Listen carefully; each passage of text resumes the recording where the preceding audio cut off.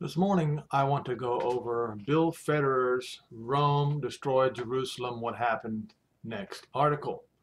Now, I've done this numerous times, but this is different than the article that was posted on WorldNet Daily. So I'm going to just start with the very beginning. And I want to point out some similarities between ancient Babylon and Rome. Solomon's temple in Jerusalem was destroyed by the Babylonians in 587 BCE on the date in the Jewish calendar, the 9th of Av, or Tisha B'Av. The second temple, or as I would say, the second and the third temple, was destroyed by the Romans on the same date, Tisha B'Av, in 70 CE. You see the similarity. They did it on the same day on the Roman calendar, on the Hebrew calendar, the same day. So when you go to Isaiah 14, and it talks about triumphant exaltation over Babel, you shall take up this proverb against the king of Babylon in verse 4, and you shall say, how has the oppressor ceased, the golden city ceased, because Jehovah, not the Lord, broke the staff of the wicked and the scepters of the rulers, plural.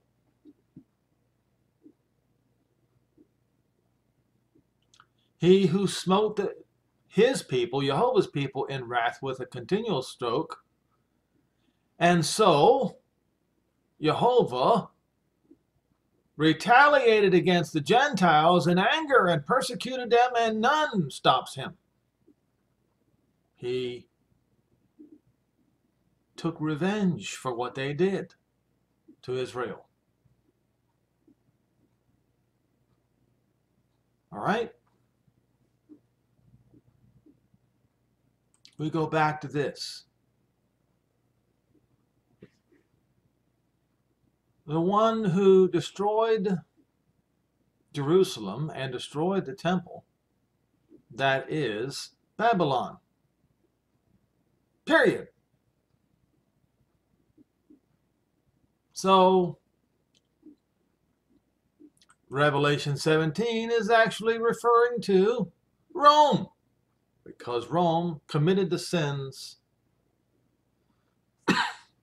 of its mother, Babylon herself. I will continue. Rome's destruction of the temple began in 66 CE. Now, that is slightly misleading, and I'm going to explain. He goes and says, when Roman Emperor Nero appointed General Vespasian to put down a revolt in Judea. Now, so Rome's destruction did not begin in 66 CE, but the Roman Emperor Nero appointed General Vespasian to put down the revolt in 66 CE. This began in the next year, 67. It would have been, it would be in early spring. Now, the revolt. Now, I want to show you the revolt. Paul pointed out what this revolt was, and the Christians will never, ever believe what I'm telling you today. No one who calls himself a Christian will ever believe what I'm pointing out right now. I believe it is 2 Thessalonians 2. Wait a minute.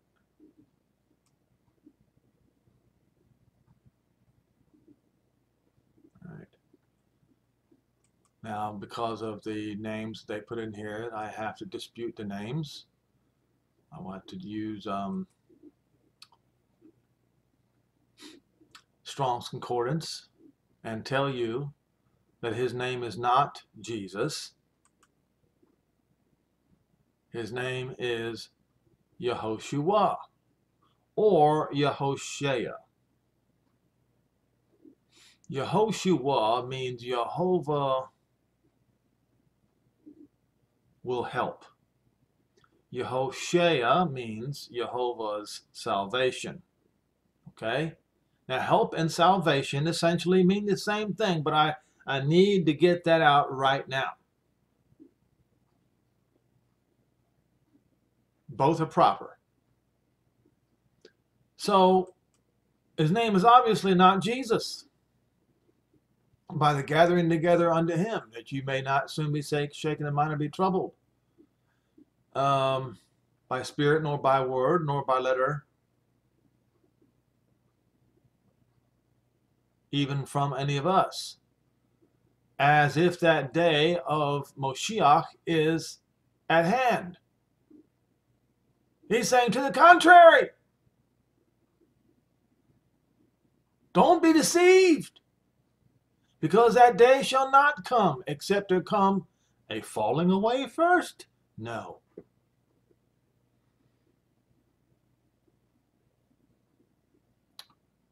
A revolt. That was the Jewish revolt. Rebellion against the Romans. Why? Well, because that man of sin, Caligula, as I have so many times pointed out in these videos, demanded that a statue of Jupiter, aka Zeus, made in his likeness and in his image, be placed in every synagogue in his realm, and also at the temple in Jerusalem.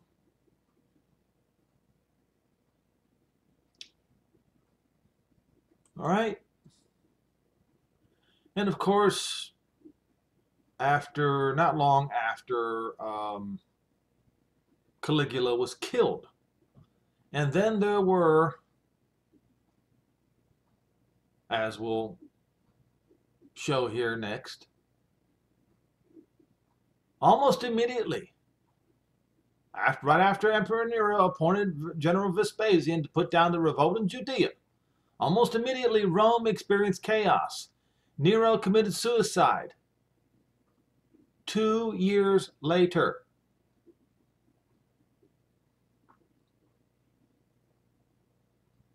I think they've got some of these dates wrong here. But anyway, his successor, Galba, was assassinated within 8 months. Galba's successor, Otho, committed suicide within 2 months. His successor, Vitellius, was executed within 8 months. Vespasian was the next emperor, and his son, Titus, continued the conquest of Judea. Titus surrounded Jerusalem and starved inhabitants for months.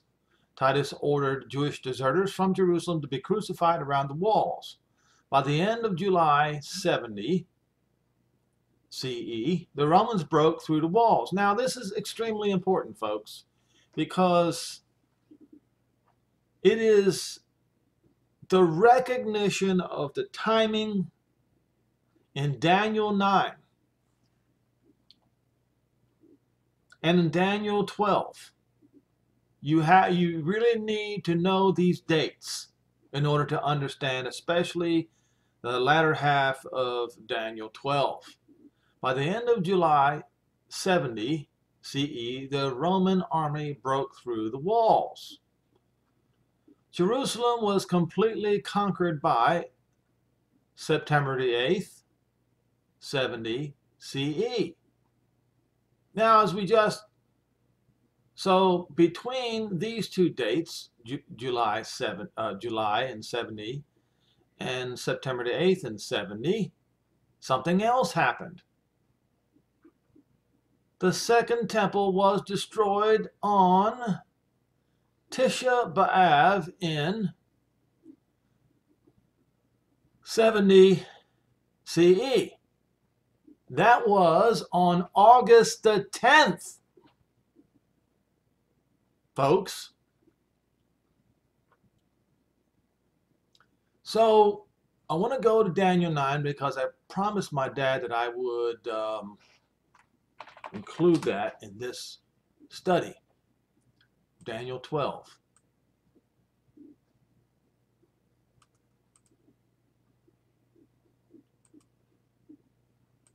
And I know there's a lot of people that want to claim,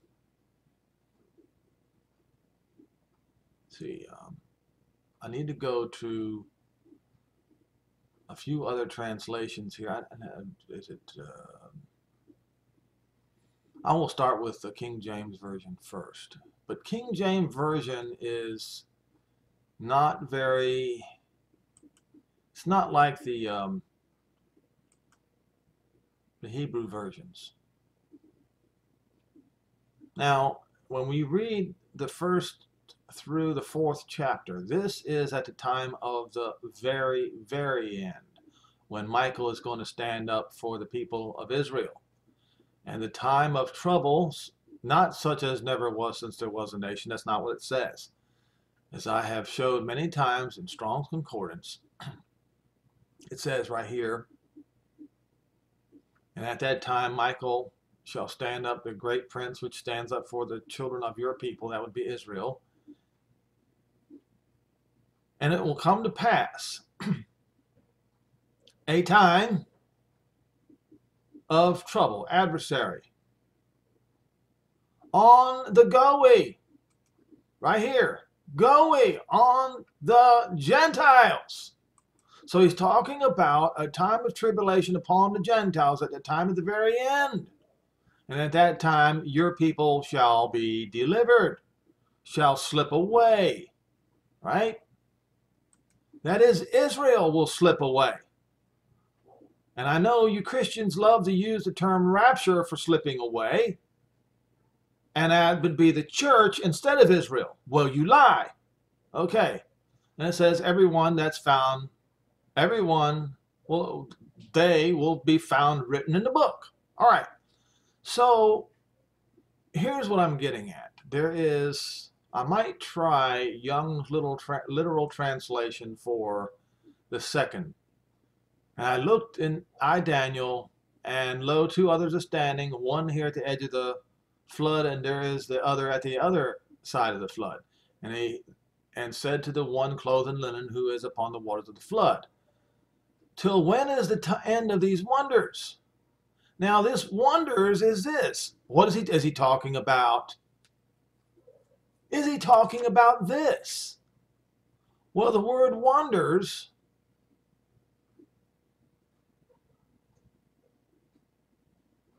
in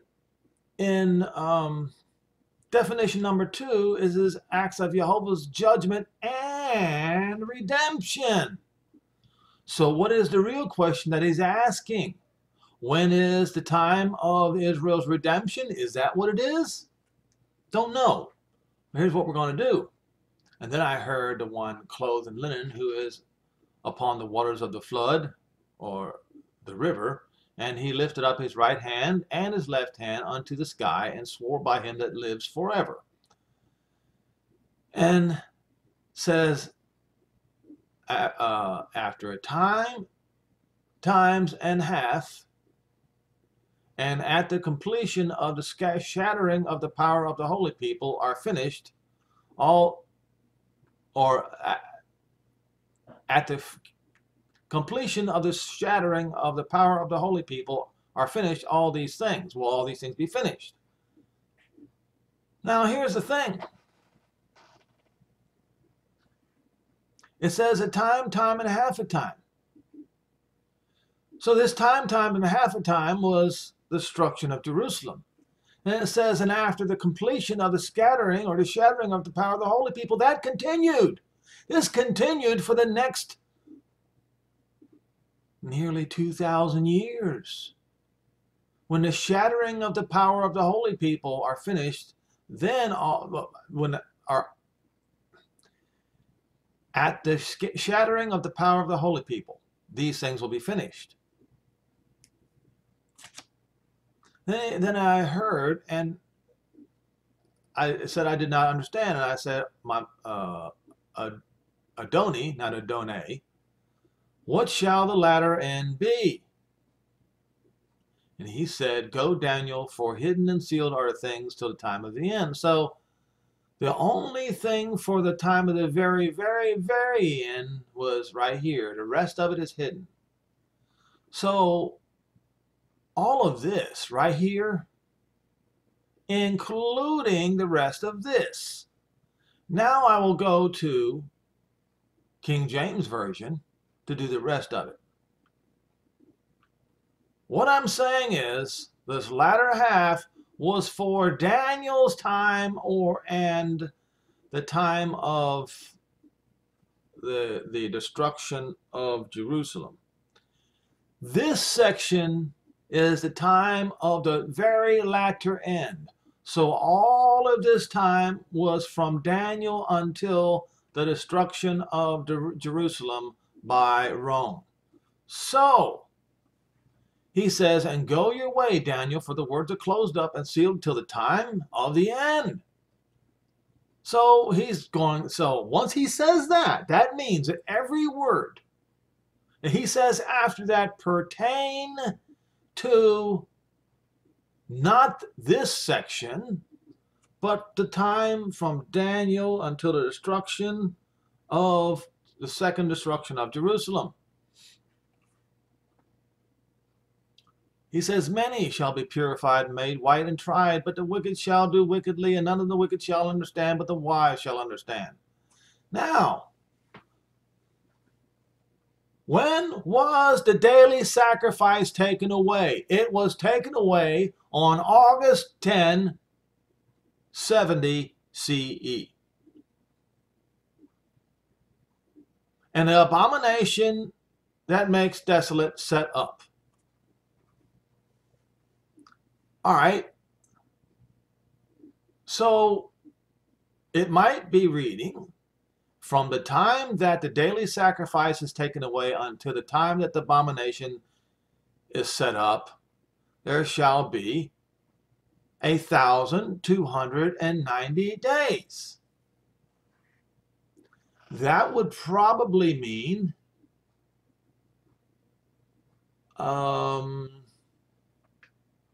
October, when they set up the abomination of desolation of the October of 70 CE. He says here, blessed is he that waits and comes to the 1,305 and 30 days. Why? Because at that point in time, the Roman soldiers will have left, and those who fled to the mountains in the south, I pointed this out, they fled to the mountains of the south, deep south, down into the Sinai Peninsula. They were able to come back, and they're able to settle back in until the rest of that generation was ended without the Romans coming back and doing anything again, which now I go back here to and continue this Roman destruction of Jerusalem. Vespasian was the next emperor, and his son Titus continued the conquest of Judea. Titus surrounded Jerusalem and starved inhabitants for months.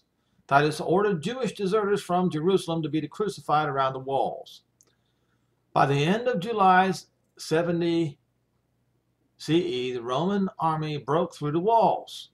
Jerusalem was completely conquered by September 8, 70 CE. Historian Josephus recorded that 1 million Jews were killed in the siege.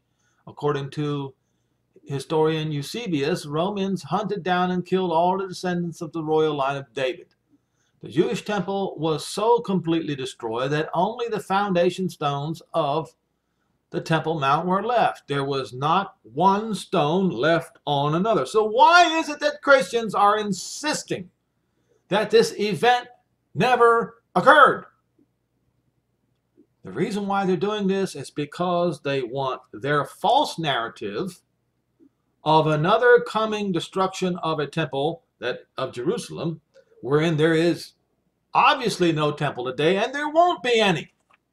They want their new narrative to be fulfilled so that the real Messiah of Israel can be accused by them of being the Antichrist. So Jewish temple treasures were carried off to Rome, as showed on the Arch of Titus, and were used to finance the building of Rome's Colosseum. The Colosseum was so named as it was next to Nero's 100-foot-high bronze Colossus statue depicting the Roman sun god Apollo, Apollyon, modeled after the 100-foot-high bronze Colossus statue of Rhodes depicting the Greek sun god Helios. Helios and Apollyon are essentially the same. The sun god. So who is the God of the United States? Well, if you look at the Statue of Liberty, the new Colossus was modeled after it. And there you have it, folks. So now you see that because of the Statue of Liberty, another abomination of desolation is set up in New York City. That makes the United States an extension of Rome. Now, Rome, the realm of Rome went all the way to Great Britain and encompassed Great Britain. But this statue, the Statue of Liberty, what it does is it proves that the United States of America is a very extension of Rome. So the United States is not going to escape the wrath. Just like the Europeans will not escape wrath. So, Emperor Vespasian, in 79, the war was over in 74, and 1 month later, the Jews, which fled to the mountains as the Messiah warned them to do, were able to come back and settle back in and try to make a life for themselves. But in 79 CE, he developed a slight illness which led to severe diarrhea and death, and his last words were, "Oh dear, I think I'm becoming a god." Titus became the next emperor, and 2 months after Titus became the next emperor, Mount Vesuvius erupted, destroying the Bay of Naples, including the cities of Pompeii and Herculaneum. Thousands of Romans were buried alive under feet of volcanic ash, and I dare say that much of the Mediterranean Sea, I didn't say all of it, I didn't say most of it, I'm saying much of it turned to blood. Because that's exactly what ash will do. Then in the spring of 80 CE, Rome caught fire. Flames burned out of control for 3 days and 3 nights. That's right, 3 days and 3 nights. Destroying much of Capitoline Hill, the Temple of Jupiter, aka Zeus, the temple of the devil, the Pantheon, and Pompey's theater. Then followed the worst outbreak of plague that Rome had yet endured. Titus decided to dedicate the Colosseum to commemorate his victories in the Jewish wars. For 100 days, thousands were killed in executions and gladiatorial fights, in addition to 5,000 animals. Following the game, Titus died after just 2 years in office. He is rumored to have been poisoned on orders of his brother Domitian, who became the next emperor. Now, so 75, 85, 95, 105, 15, 25, 35. 60 years later, 60 years after the war on Jerusalem was over, as I said, an entire generation cycled through Judea which means those who fled to the mountains and came back were safe, but that generation died. 135 CE, on the date Tisha B'Av again, Roman Emperor Hadrian had another 500,000 Jews massacred at Bitar during the Bar Kokhba revolt. Now, Bitar is just a little slightly southeast of Jerusalem, on the outskirts of Jerusalem. So people came back. But the Roman emperor did it again. Jerusalem wasn't rebuilt. It's just that he went and massacred the Jews yet again at Jerusalem. Then, he wasn't happy. Emperor Hadrian believed that the source of Jewish rebellion was their faith. So he executed Jewish scholars, prohibited the Torah and the Hebrew calendar, and burned the sacred scroll on the Temple Mount. In an attempt to completely erase Jewish history from the land, Emperor Hadrian renamed the province of Judea Syria Palestina. In other words, he called it Palestine.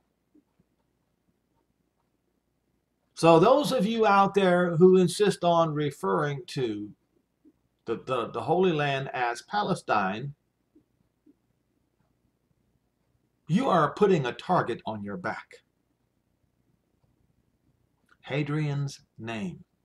You're putting Hadrian's name as a target on your back as Yehovah and Yehoshua are waiting for the day of vengeance for these crimes. This is the origin of the region being referred to as Palestine. These nations, the European nations and United States of America, have for years insisted that the only solution to the situation in the Holy Land would to create a Palestinian state in the Holy Land. Well, you have made yourself a target. You have placed a target on your back. You have placed the name Hadrian on your back. Hadrian, one of the most foul, vile, evil people that ever walked the face of the earth. You placed that name on your back so that Yehovah and Yehoshua can take their vengeance for what Hadrian did out on you. Hadrian also changed the name of Jerusalem to Aelia Capitolina, which is a Roman name.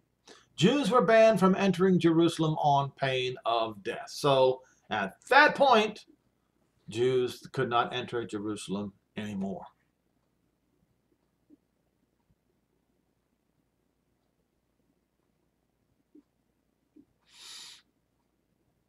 Eusebius wrote in his History of the Church,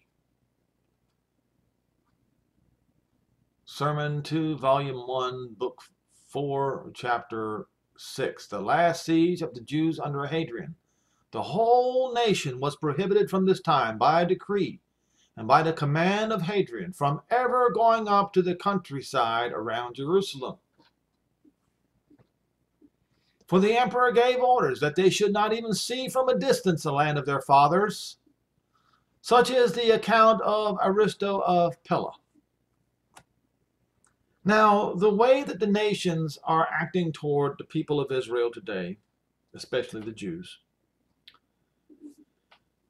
to make sure that the vast majority of the Jews and the vast majority of Israel will never be able to look off into the distance and see their homeland ever again, is to make sure that the Holy Land remains too small for the Jews and the rest of Israel to come in. That is the same crime as Hadrian, folks. Same crime. For the emperor gave orders that they should not even see from a distant land, from a distance, the land of their fathers, such is the account of Aristopela. And thus, when the city had been emptied of the Jewish nation and had suffered the total destruction of its ancient inhabitants, it was colonized by a different race. And the Roman city, which subsequently arose, changed its name, and it was called Aelia in honor of the emperor Aelius Hadrian. At Jerusalem, Hadrian founded a city in the place of one which had been razed to the ground, and named it Aelia Capitolina, and on the site of the temple, a new temple to Jupiter or Zeus. Now, folks, as I have been saying over and over and over again for the last 5 years, the name Jesus is the enemy of Israel's Moshiach, because it gives honor to Zeus, who destroyed the Holy Land. This brought on a war of no slight importance nor of brief duration, for the Jews had deemed it intolerant that foreign races should be settled in their city and foreign religious rites planted there. Eusebius wrote in Demonstratio Evangelica, Jerusalem is even now like a quarry, all the inhabitants of the city choosing stones from its ruins as they will for private as well as for public buildings. Now, get ready to see this, folks. Get ready. And it is sad for the eyes to see the stones of the temple itself, and from its ancient sanctuary and holy place, used for the building of idol temples and for theaters of the populace. But not only that, folks. Not only that. Let me show you something here. Emperor Hadrian's reign was the beginning of the contraction of the Roman Empire, with Hadrian's Wall across the whole of Britain marking the empire's furthest extent.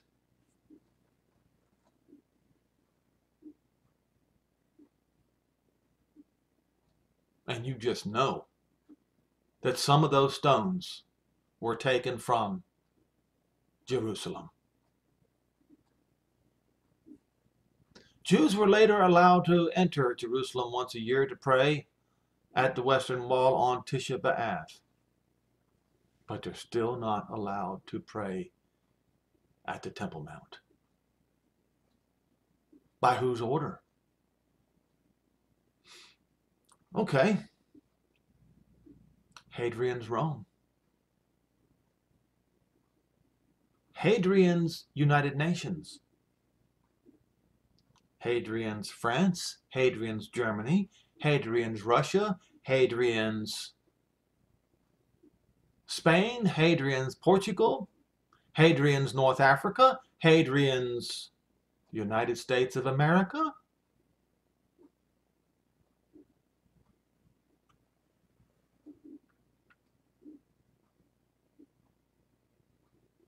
Look at these invaders of Jerusalem. Look at the people who tread their feet, who tread on Jerusalem after the destruction of Rome. 135, Rome did it again. So Rome didn't do it once, they did it twice. Reward unto Rome double. And the Byzantine Empire did it at 390. That was another version of the Roman Empire. Then in 614, the Persians invaded. Then 635, the Umayyad Caliphate. 909, the Fatimid Caliphate.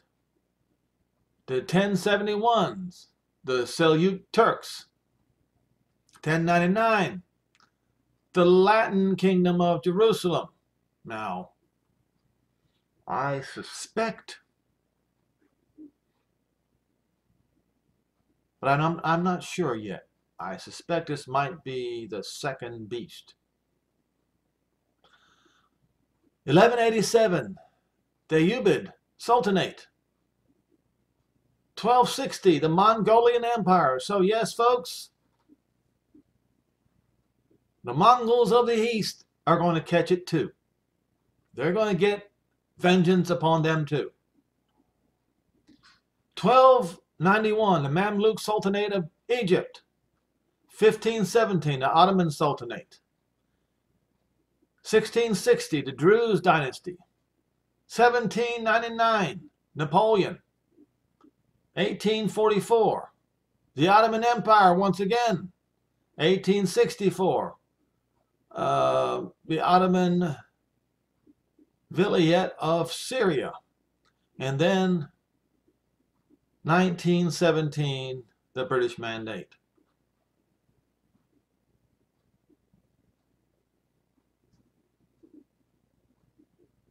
All right, so you have people like Lincoln and Mark Twain who wanted to go and see Jerusalem. In 1917, Britain issued the Balfour Declaration establishing the Jewish homeland. This was supposed to be the Jewish homeland. Why is it that Israel does not look like that today? Because the British and the entirety of the United Nations reneged, as I pointed out in videos months ago. You can see in this map right here,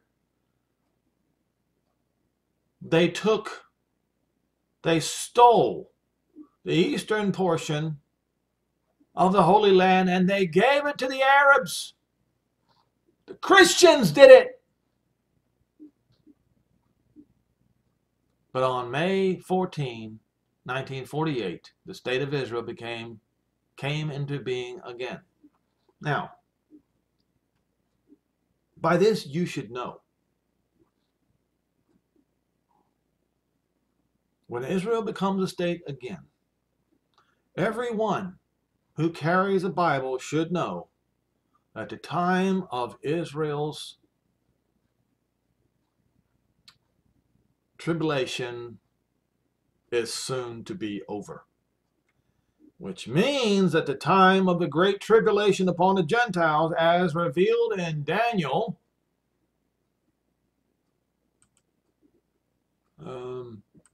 Daniel 12, is about to commence.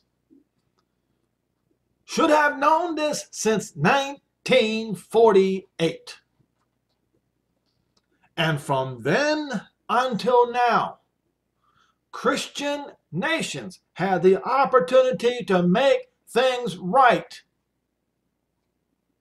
with Israel, to make amends, but they did not.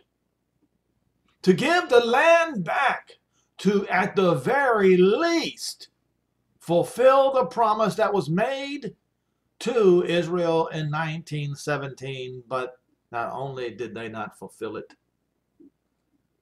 they reneged on it and then accused Israel of being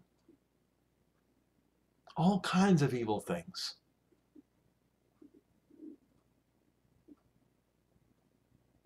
And the time ticks by, slowly but surely, to the very end. And the nations, the Christian nations, still find themselves unable to do the right thing.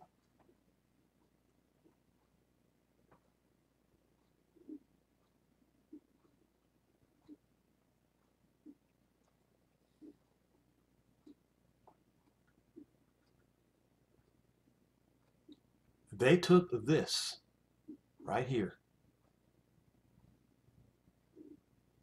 and instead gave Israel this. The United Nations Security Council has threatened to vote to divide Jerusalem and to take a third of Israel away to create a Palestinian state after they already gave more than 2/3 of the Holy Land to the Arabs. And just as the Roman Empire experiences a series of disasters after it forced Jews from the land, some consider it more than coincidental the timing of various events relating to the United States turning against Israel. I would be one of those. On October 30th, 1991, President George H.W. Bush signed the Oslo Accord pressuring Israel to give land for peace. The next day, the perfect storm hit New England, causing damages over $100 million, including 30-foot waves, demolishing the home of President George H.W. Bush at Kennebunkport, Maine. On August 23, 1992, President George H.W. Bush pressured Israel with the Madrid Land for Peace Agreement. The same day, Hurricane Andrew smashed into Florida, causing $30 billion in damages, destroying over 180,000 homes. And I urge everyone to Google Homestead, Florida, and look at the damage that Hurricane Andrew done. I saw it with my own two eyes. I was standing right there looking at the damage.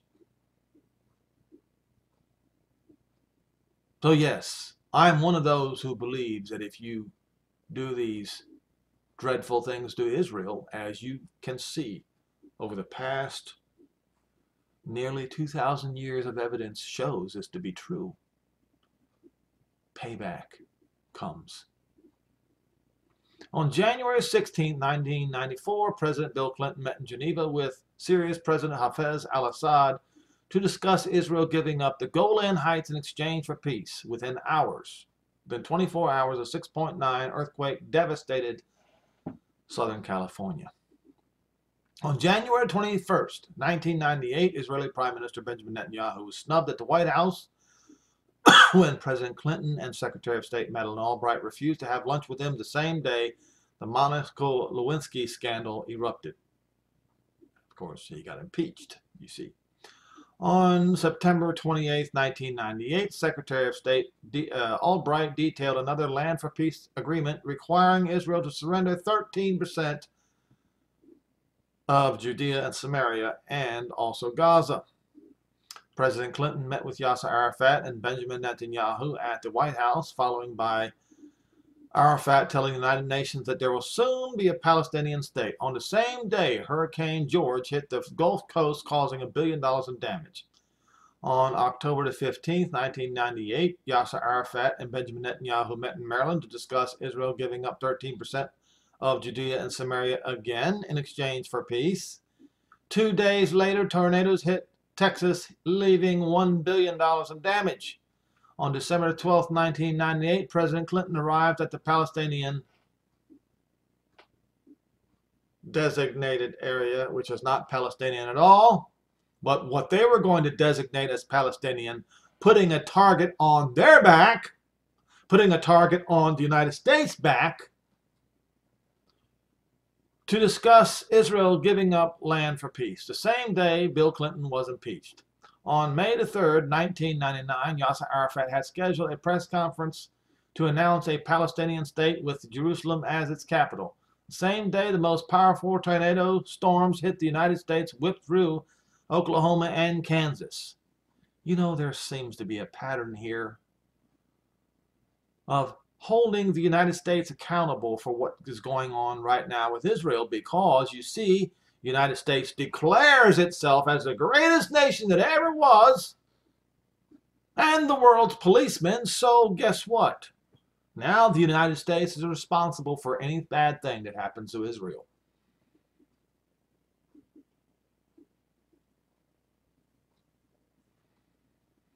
On June 8, 2001, President George W. Bush sent Secretary Tenet to Jerusalem with a proposal to exchange land for a roadmap to peace. At the same day, Tropical Storm Allison hit Texas, causing $7 billion in damages and closing the George Bush Airport for 2 days.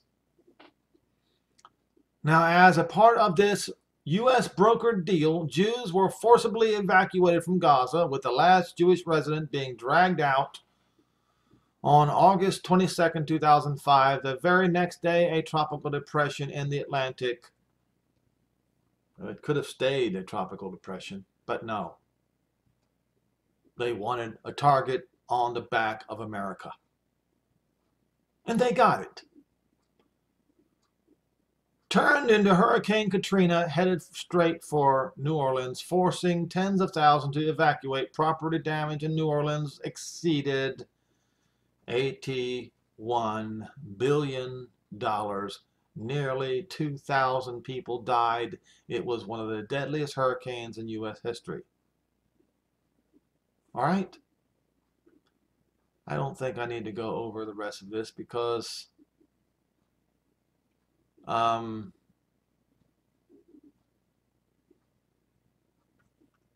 really nothing else left to say. What I am saying is this. The United States of America made itself the world's policeman, claimed that they are the greatest nation that the world has ever seen, and they still will not allow, even with President Donald Trump as president, they still would not allow the Jews to have Judea and Samaria.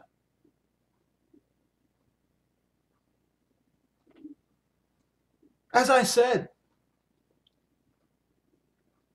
there has been time given to the Christian nations to do the right thing. But they squandered that time. And now, what we have here in the United States of America, the so-called greatest nation that ever was, is the beginning of a balkanization of the country. And I have warned months ago that this was going to happen because of what they have done to Israel. Balkanization is going to occur. And the leaders of this world are going to be every man or every nation for himself. Start the colonization process again. That is, unless, of course, the King Yehovah shows up on Mount Zion to take the land back, which he's going to do at some point in time. But I'm here to tell you, this promise of the peace deal of the century ended with meaningless, pointless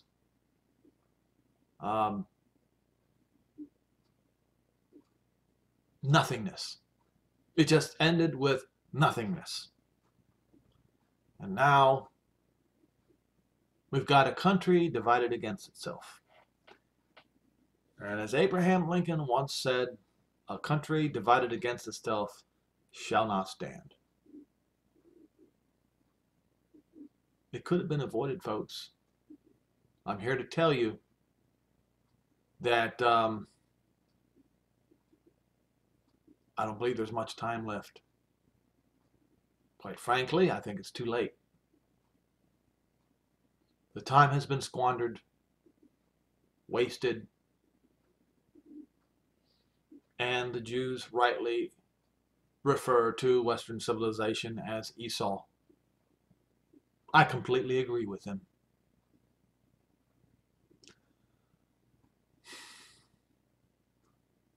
I stand with the Jews, folks.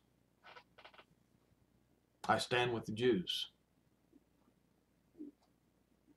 Even though my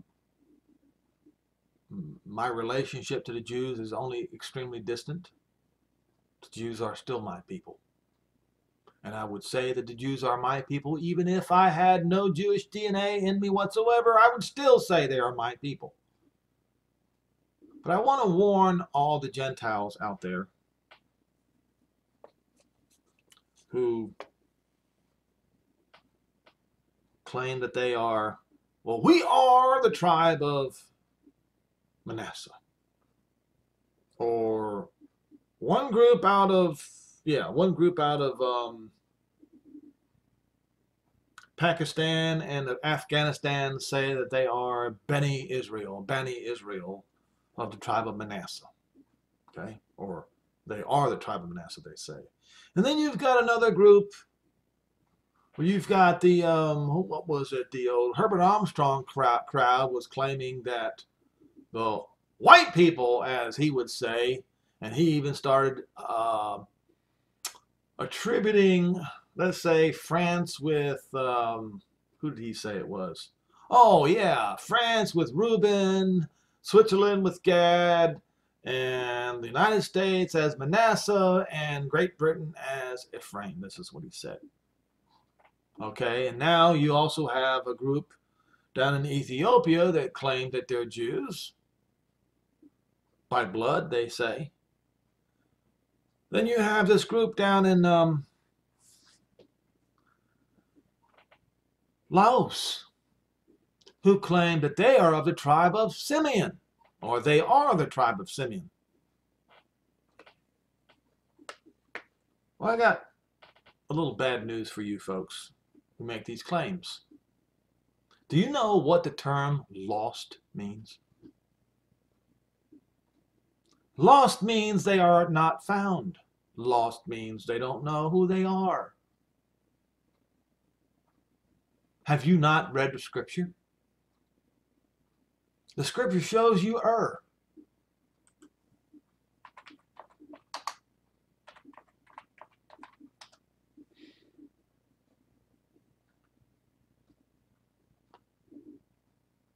Okay.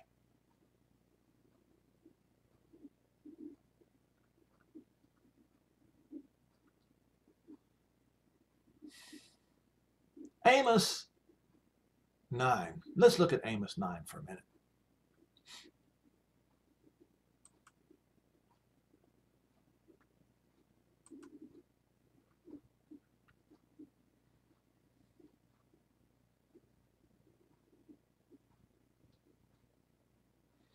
Verse 9, for lo, I will command and I will sift the house of Israel, that's the lost 10 tribes, among all the Gentiles, as corn is sifted in a sieve, yet not the least grain will fall upon the earth.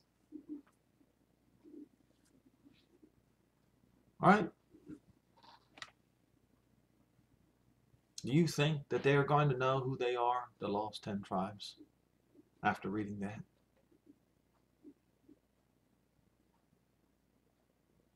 No, they won't. See, that is the reason why this one scripture is written this way.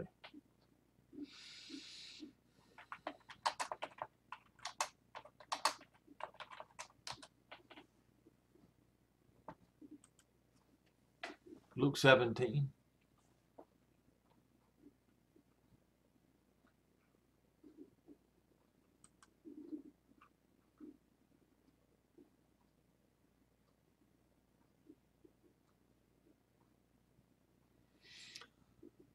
So this is a time, as in the days of Noah, so shall it be in the days of the coming of the Son of Man.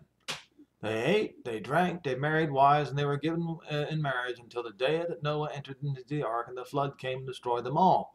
Likewise, shall it also be in the days of Lot. They did eat, and they drank, and they bought, and they sold, and they planted, and they built. But the same day that Lot went out of Sodom, it rained fire and brimstone from heaven and destroyed them all. Even thus shall it be in the day when the Son of Man is revealed. In that day, he that is on the housetop and his stuff in his house, let him not come down to take it away. In other words, when the hunters and the fishers come to gather all Israel back, that's right. This is not talking about the church, it's talking about Israel. People, whoa, what? See, what the church has done is they have usurped Israel until the church became like Laodicea. If you want to read Revelation 3, where it talks about the children of Laodicea, the people of Laodicea.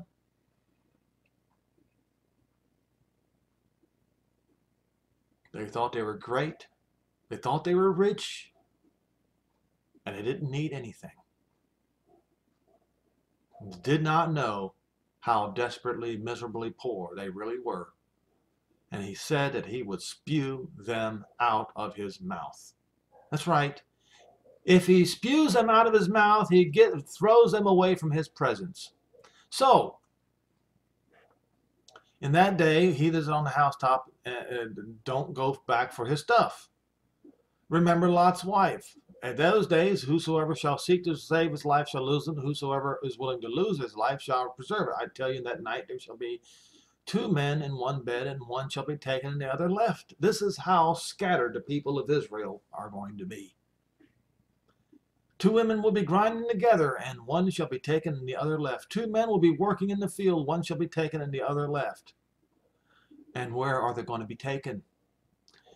They answered and said, Where are they going to be taken? And he said, wheresoever the dead body is, that's where the vultures will be gathered. And all you have to do then is read Ezekiel 39, and you will find it will be in Israel, in the Holy Land, in the mountains of Israel, and in Jerusalem. That's where the dead bodies are going to be. That's where these people are going to be gathered. And you, the church, say that you're going to be taken up into the sky and remain there. Taken up to heaven and remain there. You don't listen to the scripture. You don't read the scripture. But as I told you in previous videos, just like Noah, and I'm not any better than Noah. Now this you can believe. Noah did not convert anybody. The only people who believed Noah were 7 people. He built an ark. I did not. He preached for 100 years. I cannot. Noah was a much greater man than I am. Did much greater deeds than I ever did. Preached much better than I ever could. Who am I to think that I can convince more people than him?